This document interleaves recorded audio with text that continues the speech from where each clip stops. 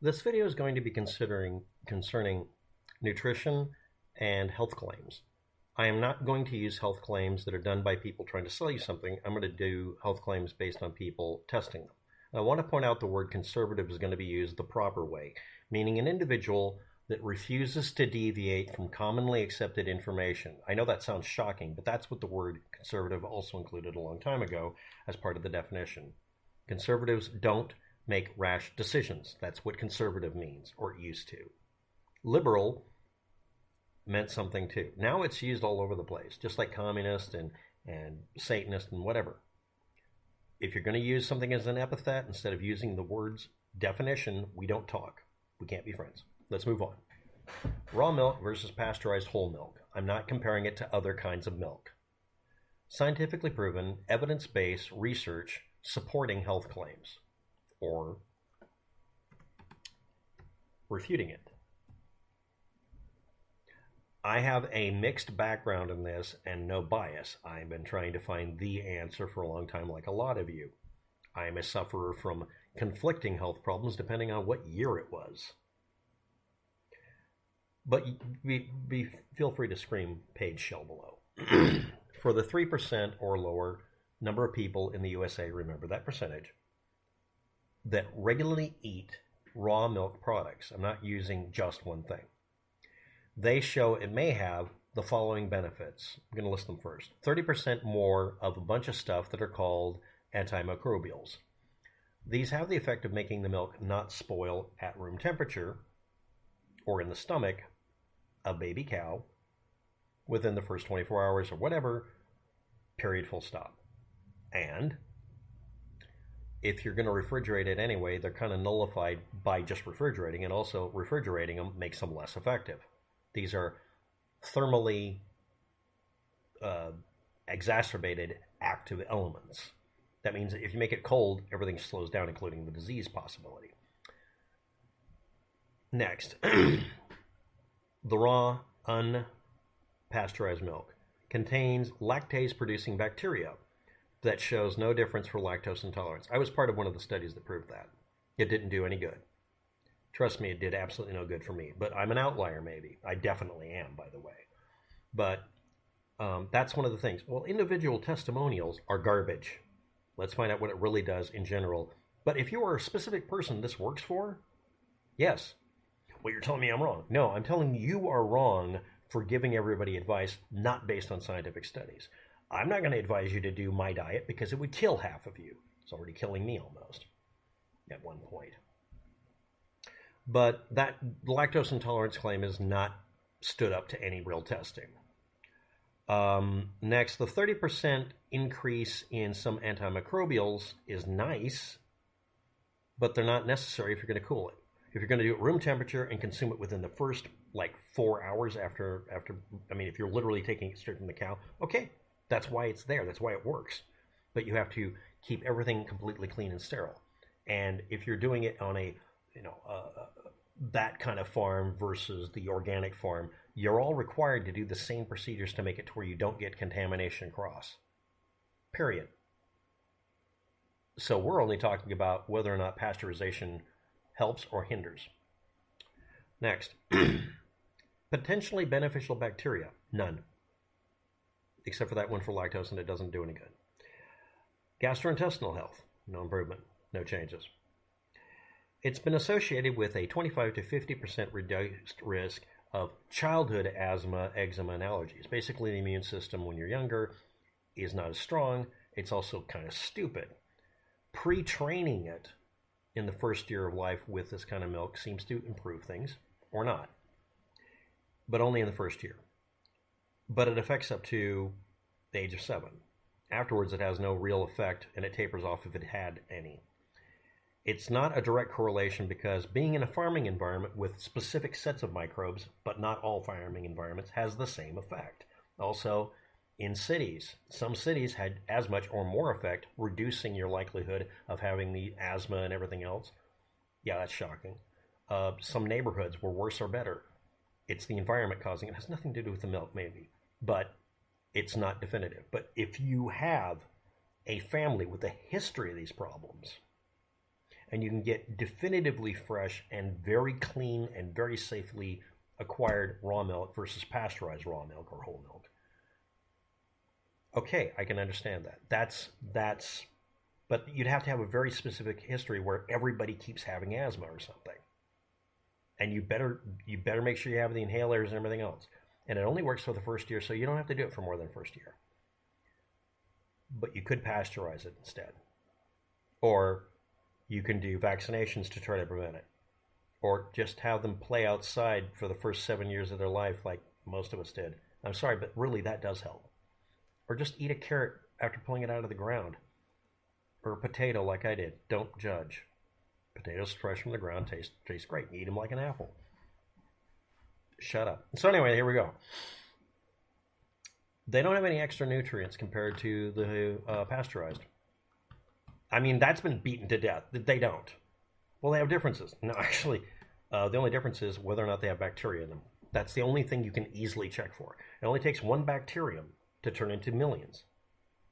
And that takes time, and it takes warmth. Keep it cold. It won't make much of a difference. So just keep it refrigerated right out of the cow. Okay? Okay. Raw milk consumers are 800 times more likely to get sick from this.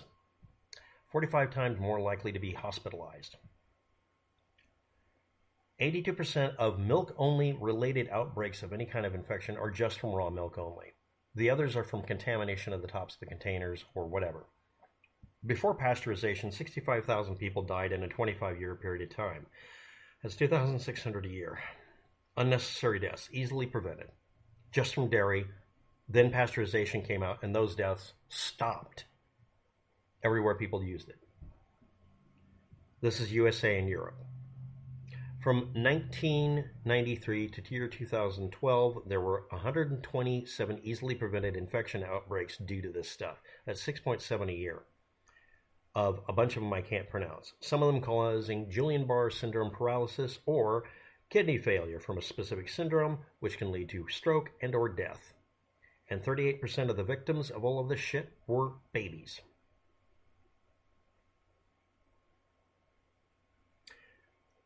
Raw milk acts as an almost ideal pathogen growth medium for a large number of pathogens. Unfortunately, those are the ones that we're talking about. Most other outbreaks that you see in the news related to milk, period, full stop, are caused by contamination, either by the containers not being sealed correctly and then getting infectious because it's still a growth medium, and or from stuff getting into it from packaging or something like that. It's not caused by pasteurization because by definition, pasteurization, depending on which one you do, can't modify anything very much. But let's look at the modifications. Let's look at the real testable changes. The results are the same whether you have grass or grain-fed, organic or non-organic, advertising for your milk or whatever, even if it's from a sheep, buffalo, horse, camel, goat, or cattle. Whole pasteurized milk is nutritionally the same. Period. It doesn't change enough of it to be detectable. And double-blind studies don't show any differences, except for the allergy thing, but only for the first year of your life is it needed. Pathogens are killed. It's safer for people under 13 and over 64. Your immune system have any problems? Don't do this. Or if you do, keep it insanely cold. Keep it as cold as you can. Let ice form, I guess. If you pasteurize it, certain versions of it will let it make it storable for 9 months straight on a shelf. And sometimes, most of them are fortified with vitamin D, and you can get ones that are fortified with all sorts of stuff to compensate for your perceived problem with it, and may be better for you by that way. The increased protein nitrogen uptake, 8%, you get from any of these is better than raw milk. Yeah, you might not have noticed that. Whey protein may be lower, but you get an increase in the rest of the proteins being able to be absorbed because they're slightly broken down. They can be absorbed better. And they're still the same protein, they're just not as hard to digest, which I found out. Now let's talk about something basic.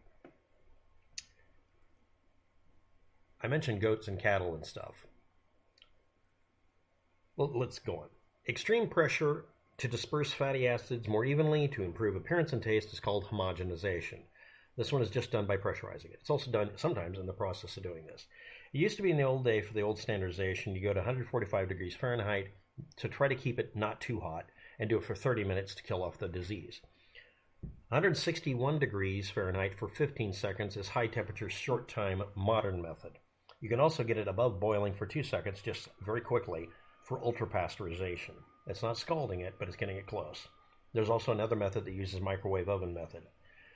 This has the effect of making it to where there's little or no change or more change. Those are all variables. The one I'm talking about is only the 15-second one at 160 degrees Fahrenheit. A little bit colder than when I have a coffee made. Aging raw milk to cheese can show a pathogen only sometimes. It is not a safe way to detect it, by the way. Somebody brought that up on a completely unrelated website. Okay, we're at the 10-minute, 47-second mark. My conclusion. Pasteurization eliminates the death rate caused by using an unprocessed milk. The only way you can get around this argument is if you always keep it cold right from the cow to the person within 24 hours. That has been found to have virtually no risk, except on a regular goddamn basis, there's a contamination incident. And again, almost 40% of the victims of these accidents are babies. They don't have the ability to fight it. They're too damn tiny. They die because it putrefies in their gut and attacks their intestines. They die bleeding.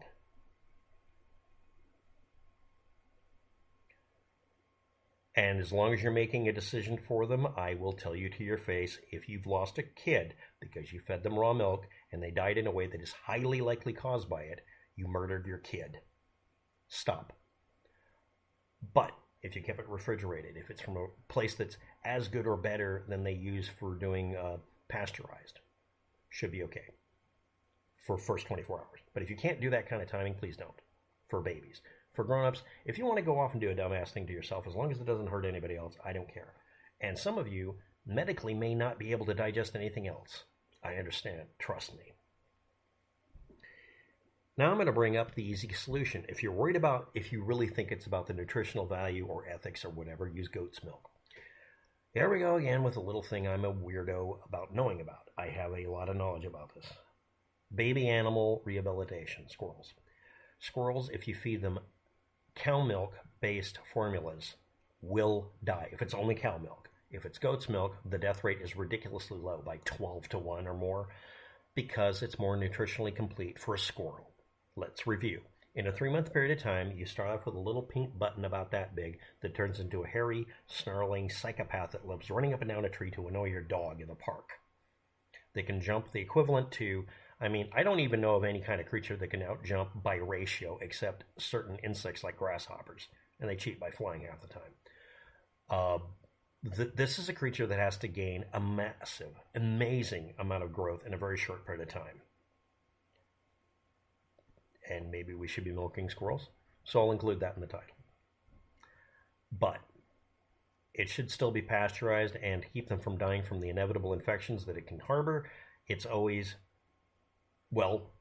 goat's milk, dried, powdered goat's milk. When taking care of baby squirrels, I apply the same rules. Does it fucking work? It's pasteurized and powdered milk only. And you still have to process it a little bit to make sure it's perfect. And then we sterilize it anyway because we don't trust it. It's a growth medium. Don't play games with growth mediums. That's like swimming in a sewer. But, again, if you keep it cold, consume it within the first 24 hours, or much less preferably, it's probably safe. But the risk is literally 800 to 1 of you getting sick. Minor or major illness happens 45 times more often. And I'm a lactose intolerant person who has to consume milk every once in a while or my guts will die. I have to consume some milk products, and they're all pasteurized, homogenized, and in some cases powdered if I have to. But I used to be one of these people who advocated for this stuff until I learned better. But that's just me. And literally everybody else who studies it who hasn't got any money in it. Yes, all the scientists are on the payroll, but the salesman up the street that relies on you ignoring scientific facts isn't his own shill.